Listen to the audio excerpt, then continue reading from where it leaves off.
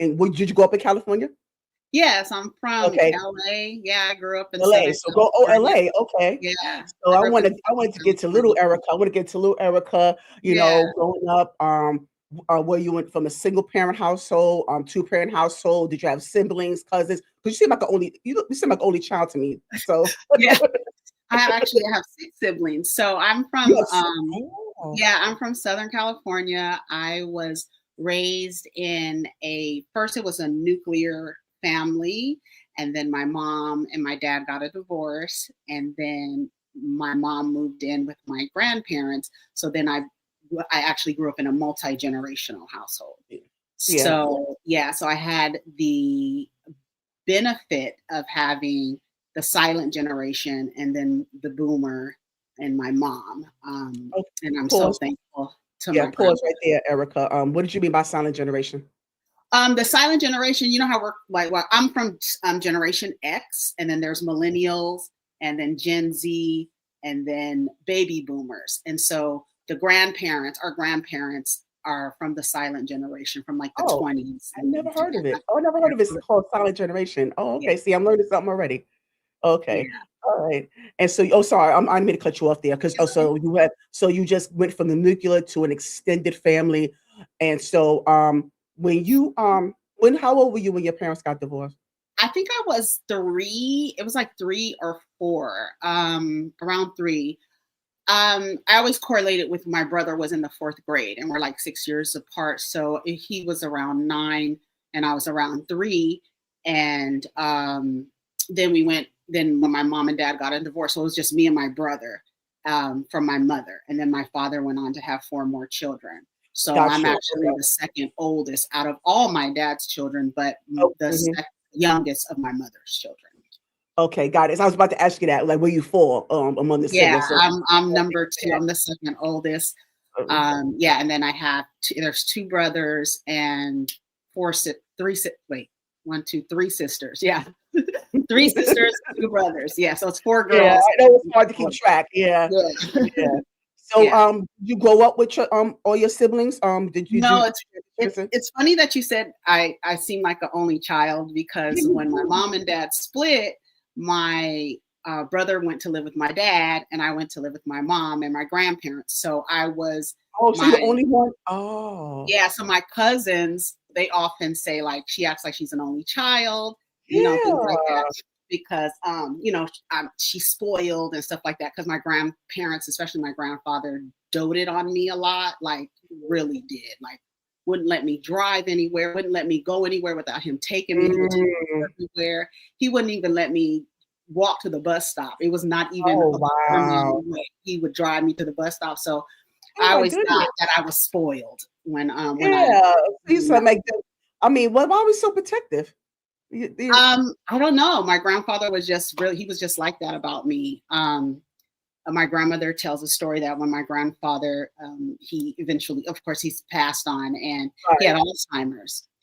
And Mm. my grandmother, I was out of the home by then, and so my grandmother would tell me that my grandfather says his prayers, and he still prays for me. He didn't recognize me, but he still was praying in his prayers. He still remembered to pray for me. So Oh, yeah, that that's is beautiful, Erica. Oh my yeah, goodness. Oh, yeah. yeah. That they really touched me right there. Oh my, really. Yeah, so I was raised, my grandparents, like, Yeah. I often say, I don't know if you hear me like in my videos, I often say, I don't know where I would exactly be if it wasn't for my grandparents, and both my grandfather and my grandmother just were really instrumental in my upbringing. Yeah. That's great. Because I mean, most grandparents are, because mine was too. So I get it. Yeah. So now let me ask you this, Erica. You said that because your siblings, all your other siblings, primarily with your father, and you're the only one with your mom. My So mom. how did that dynamic affect your growing up, or did you even notice, or was it something that stood out to you at a time? No, when you said, did you grow up an only child? That is something that I feel like I was an only You felt child. like it. Okay, I right at do, that. I do Okay. felt like I was only child. First, my brother and I are 6 years apart. He's older Generation X.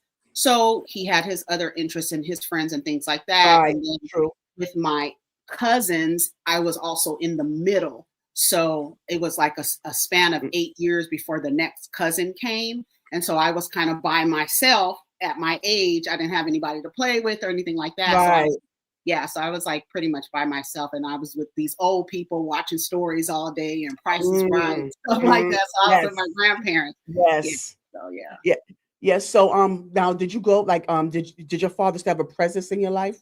Yes, my father was present all through my life. He always picked me up, take me. Mm, We would go places together. He spent a lot. He spent time with me. okay, okay. Yeah. So he would come pick me up. I would go stay at his house on the weekends. I even lived with him for a portion of my high school years. Just for I only lasted a semester because Mm, his wife and I did not ah, get along. Like she didn't right. like kids. So Oh, I moved back with my grandparents and my mom. Yeah. And so, but I grew up. My mom had me. Grew up in private school. mm. I was in all kind of extracurricular activities, ballet, tap, piano, everything, all the things, anything she Oh, could put wow, me that's in. My great. 'Cause I mom. was gonna ask you that. So where did the extracurricular activity start? Did it start? Because you always like to start in elementary and junior high school. Did it start Elementary. I started playing piano when I was 5. Yeah, on up nice. until junior high school, and then I stopped. Oh, I nice. often wish I didn't stop. I can play by ear now. Okay, I can't read music at all, but I can definitely play by ear. nice. Yeah, my mom had me in everything. She made sure I was involved in everything. I played sports, and I went to a private school. So in elementary school, it was a private school, but it was co-ed. And then I went to an all-girls school for middle school. So Oh, that was a Catholic school, convent, actually. wow. Yeah, and so I went there for 2 years, involved in sports, all the extracurricular activity, dancing, pep squad, volleyball team, all the things. So wait a Yeah. minute. So Erica, wow. So I mean that's great. But how did you manage? Because like I said, we're still in elementary, junior high. I want to stay there for a while. Uh-huh. Because this is great. So you were able because you seem like the RC type. So that's Yeah. not surprising to me that you exude creativity. So that's not surprising to me. Yeah. So you have all that going on. How did you manage academia along with that?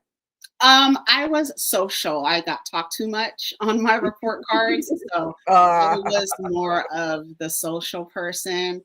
Um, my all my teachers would tell my mom, "She's so bright, she's so brilliant. We just need her to apply herself. She talks, she knows how to lead people. She's a great leader. We just need her to lead the people in the right direction." Right, right. Yeah, like, use your talents for good, Erica. Use your talents for good. Yes, yes. And I always had a mouth. I've always had a mouth, always had a mouth. And so I was always kind of rallying people up to do things. Like if I felt Okay. something was wrong, Like I what? would be Like like, what? "It's wrong, isn't it wrong? Yeah, come So you on." Like, so you oh, okay, yeah, I that was makes loud. sense. So you was Yeah. protesting at that age. So Yeah. what you was protesting about? Like, what you getting them to do? Things I would see wrong in school. I don't remember like anything. Bullying was my thing. Okay. Like Yes, I yes. would fight bullies. So whenever I felt like somebody was being mistreated, I would confront that person. I would be the one to confront that person. Right. Yeah, I was very much that was one of my main things. I just didn't like bullies. And so Yeah, yeah. no, me either, no. Yeah. To this Bullies are bad day, people. yeah, Yes. it really Yes, hurts my heart. yes. Bullying is not just bullying is not a part of life. Don't let Yeah. people program you into thinking that's something that you're supposed to go through. No, it's not. Right, It's not right. okay. Yeah. Did you get bullied? No, I Okay. beat up the bullies. She's like, "No, mm-mm, No, mm-mm." I beat them up. I beat them up. You had hands. Yeah, I would get and mostly the fights that I would get into would be with boys who would bully girls, right? Or boys Mhm. who would bully Yeah. other like feminine boys. They would get bullied. I would stick up for them. I was always sticking up for somebody. So that's what I said. So early on, I mean, you took leadership, roles early on. So Yeah. where did that? What? Because I had to derive from somewhere. Do you do Um you have any perspective on that? I don't know. I've never thought about that. I don't know. I've just always been. My mom used to tell me all the time, "You have a rebellious spirit." She used to tell me Hmm. that all the time. So I Right. don't know if Mhm. I internalized that and just became a part of my identity. but I've always been the one until I learned to get out of that. But I would always be the one, even when I got into like corporate America, I would be the one like, this is wrong, or speaking up Okay. for somebody until I realized that speaking up all the time for people who don't necessarily would do it for themselves, kind of like I started like falling back from doing that. But I'm still that it's still in me to like speak up when I feel like Absolutely. somebody's being done wrong. Yeah. Absolutely. And I totally understand that. So given what you mentioned, because I always look at, because when I speak with other people doing these interviews, I like to always get into elementary and junior high school because I do it for a reason. It's not just because I enjoy it, even though I do enjoy Yeah. what I hear about it. But Hmm. it's also a lot of times people don't understand all of the self-discovery that goes on there in that period. So that's why I Yeah. always ask about, because it has to come, like I said, where we are right now, it comes from somewhere. It's not just, where we grew up or whatever. Yeah. Those are the periods like elementary, junior high is when you really are doing like self-discovery because you're spending more time in school than you are at home. You're spending Yeah. more time. And I So spent a lot of time yeah. because I was in private school. And you was Our doing all these community extracurricular was activities. small. Yeah. And Oh, so we oh, were okay. always at somebody's house spending the night. We were always Right. doing stuff. We were a very, very close knit community. And Okay. I don't know if it came, I don't know who it came from, maybe watching my grandparents and their relationship. It was always very equal. So I always felt like people should be treated equally. But yeah, the one thing that I do uh, love about myself is that I haven't forgot what it was like to be a child. Okay, I I was going to ask you that. What was your self-discovery at that moment, at that peak moment in elementary, junior high school? I was about to ask you that. So thank you for Yeah, that. I Yeah. just I knew that I was always going to be one that spoke up for people. I knew that I had leader. I mean, I would hear my teachers tell my mom, like in parent teacher conference and things like that. But I always got talked too much, right? I'm very much social, and I didn't really lean into academia the way I'm more of a creative person. Like I should have been Yes. in a Yes. put into more of a creative, not academia was not my thing. I'm also like a left-handed person, so I'm in the right side of my brain a Oh, you're lot. left-handed. Oh, Yeah, okay. so it's Okay. just like all the creativity and stuff like that is where Yes. is where Yes. I thrive. Hmm. Yeah, my son is left-handed. That's a blessing. Yeah, Yeah, that's wonderful. Yeah. yeah, So, all right. So, yeah, but thank you for sharing that because that really gives me a much greater understanding about yeah, who you are. Yes. So, yeah, I'm glad you shared that with me. All yeah, right. So now, when you into that space of self-discovery, understanding what your position was, even at that time, like I said, from the extracurricular activities to being able to lead and being able to rebel against the norm and having the unpopular opinions at times. Like I said, it started early, so yeah. and you going against the grain. So how did that affect people around you? Because sometimes as children, we're supposed to be seen and not heard, and it's a form of disrespect, and is Hmm. so how did those things? Did you get pushed back a lot I growing got in up? trouble a lot. I got a lot of Yeah, whoopings. I got yeah. a lot of whoopings. I got a lot of whoopings from my mom. She Oh, disciplined okay. corporally, Yeah. and it was always because I had to get the last word. It was always my mouth. It was always my mouth. I was a good Mhm. kid. Like outside of that, I didn't get in trouble. They didn't have to worry about cops coming to visit the house Right, because I right. wasn't in trouble like that. It was just always my mouth, and I always got in trouble for my mouth. But I remember Mhm. going through my aunt and uncles in their library, and I was looking in their library. I don't remember how old I was, but I remember picking up the autobiography of Malcolm X and just skimming through it. I saw the word nonconformist, and Mhm. I asked my Mhm. grandfather what it meant, and because I didn't understand, I was like, it felt like I felt it in my system, but I didn't understand it, right? So I asked my grandpa what did it mean, and he told me it's somebody that doesn't conform to what What society right. wants to give What you. the You're norm is, what the outside of norm that, yeah. mhm. So he explained to me that, and it's always resonated. And every time people would talk about my personality, the word nonconformist would just pop into my head from when I Mhm. read it in the autobiography of Malcolm X. I just opened it, and then the word popped out, and I was just like, "What does this mean?"